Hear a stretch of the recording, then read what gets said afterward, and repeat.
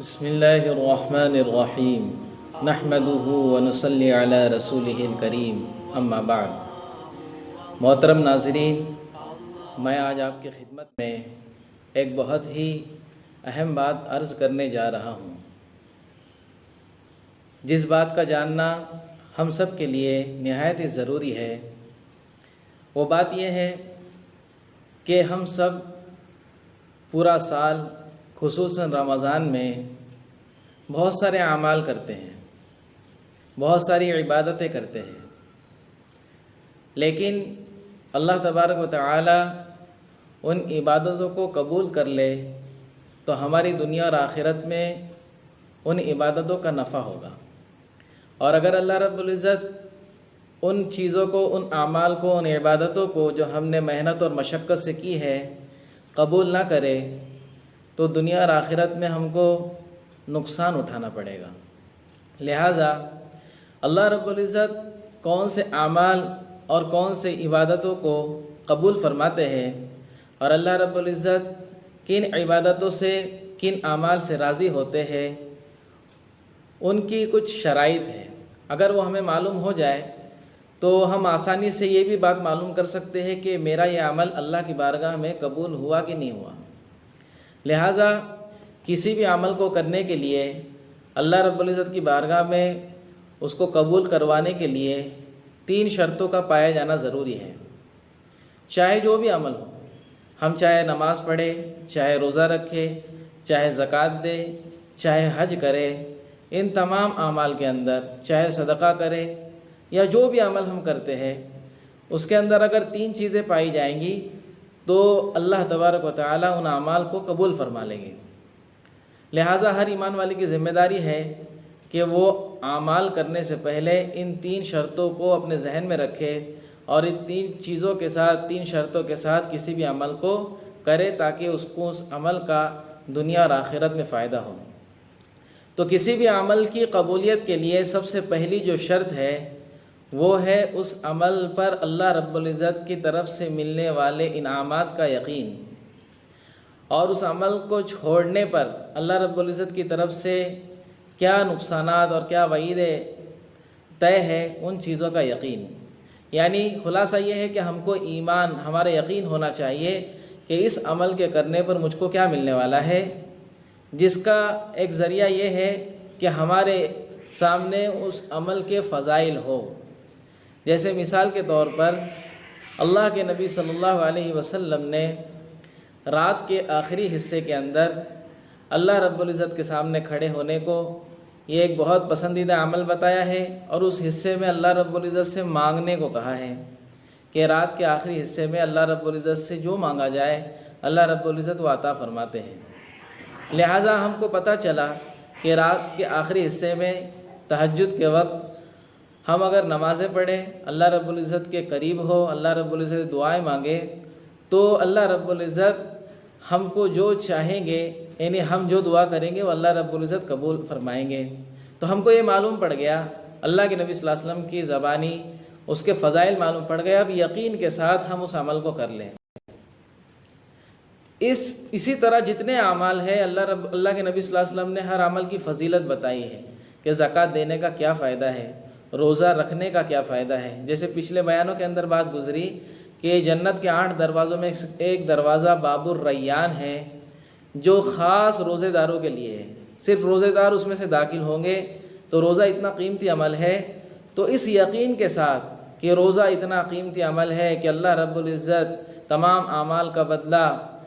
دوسروں کے ذریعے، فرشتوں کے ذریعے دیتے ہیں، لیکن جب روزے کا مسئلہ آتا ہے تو اللہ رب العزت خود اس کا بدلہ دیتے ہیں۔ لہٰذا کسی بھی عمل کے اوپر اللہ رب العزت کے جو وعدے ہیں ان کا یقین ہو جائے، یہ سب سے پہلی شرط ہے عمل کی قبولیت کے لیے۔ دوسری شرط کیا ہے؟ دوسری شرط یہ ہے کہ ہم جو بھی عمل کر رہے ہیں اس کے مسائل کو جانتے ہوئے ہم عمل کریں، یعنی عمل کا جو ظاہر ہے وہ نبی کریم صلی اللہ علیہ وسلم کی سنتوں کے مطابق ہو جائے۔ اب نبی کریم صلی اللہ علیہ وسلم کی سنتوں کے مطابق ہونے کا کیا مطلب ہے کہ ہمارے تمام اعمال مسائل، صحیح مسائل کی رہنمائی کے ساتھ ہو، ہم زکوٰۃ تو دے رہے ہیں لیکن مسائل معلوم کر کے نہیں دے رہے تو ہماری زکوٰۃ ناقص ہوگی۔ ہم نماز تو پڑھ رہے ہیں لیکن نماز کے مسائل ہم کو پتہ نہیں ہے کہ نماز میں کتنی سنتیں ہیں، کتنے واجبات ہیں، کتنے فرائض ہیں، نماز کن چیزوں سے ٹوٹ جاتی ہے اور نماز میں کیا چیزیں کرنا ناپسندیدہ ہے، ان تمام چیزوں کا علم ہم کو ہونا ضروری ہے۔ روزے میں کیا کرنا چاہیے، روزے کے اندر روزہ کن چیزوں سے ٹوٹ جاتا ہے اور کون سی چیز روزے میں کرنا مکروہ ہے، کون سی چیزیں کرنا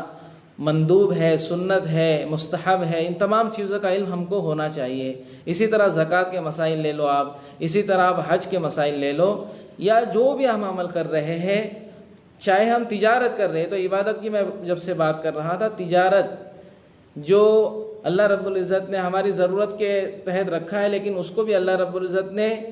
دین ہمارے لیے بنایا ہے کہ اگر ہم امانت داری کے ساتھ تجارت بھی کریں گے تو اللہ رب العزت اس کے اوپر بھی کل قیامت کے ہم کو درجات عطا فرمائیں گے۔ لہٰذا ہم تجارت کے تمام چیزوں کے جتنے بھی جو ہے نا ہمارے روزمرہ کے کاروبار، روزمرہ کی چیزیں ہیں، ہمارے گھر میں شادی بیاہ ہے، ہمارے گھر میں میت ہو گئی، ہمارے گھر میں بچہ پیدا ہو گیا، جو چیز ہے اس کے مسائل کو جاننا ضروری ہے۔ اگر ہم مسائل کو سامنے رکھ کر اعمال کریں گے تو یہ دو شرطیں پوری ہو جائیں گی قبولیت کی، یعنی اب ہمارے جو ہے نا 66% ہمارا کام جو ہے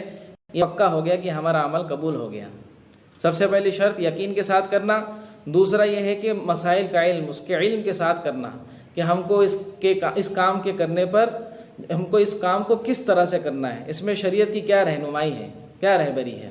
یہ دو شرطیں ہو گئی۔ تیسری شرط یہ ہے جو باطن سے تعلق رکھتی ہے، ہمارے اندرون سے تعلق رکھتی ہے، وہ یہ ہے کہ ہم جو بھی عمل کریں اس کی وجہ اللہ کی رضا ہو۔ اللہ کی رضا اگر اس کی وجہ ہوں گی تو یہ تین شرطیں پوری ہو جائیں گی اور ہمارے اعمال قبول ہو جائیں گے۔ تو ہم جو بھی عمل کرتے ہیں دوستو، اس میں وجہ صرف اللہ کی رضا ہونی چاہیے۔ اگر ہم زکوٰۃ دے رہے ہیں اس میں وجہ اللہ کی رضا ہونی چاہیے، نماز پڑھ رہے ہیں، روزہ رکھ رہے ہیں، حج کر رہے ہیں، ان تمام اعمال کے اندر، حتیٰ کہ ہم تجارت کر رہے ہیں اس کے اندر بھی تجارت کا بھی جو ہے ہماری نیت یہ ہو کہ میں اللہ کی رضا کے لیے تجارت کر رہا ہوں۔ اللہ کے نبی صلی اللہ علیہ وسلم نے کتنی پیاری پیاری باتیں بتائی ہے کہ اگر کوئی راستے سے پتھر کو ہٹا دے گا تو اس پر بھی اللہ رب العزت کی مغفرت کر دیں گے۔ تو راستے سے پتھر بھی ہٹائے تو اللہ کے لیے ہٹائے، اللہ کی رضا کے لیے ہٹائے۔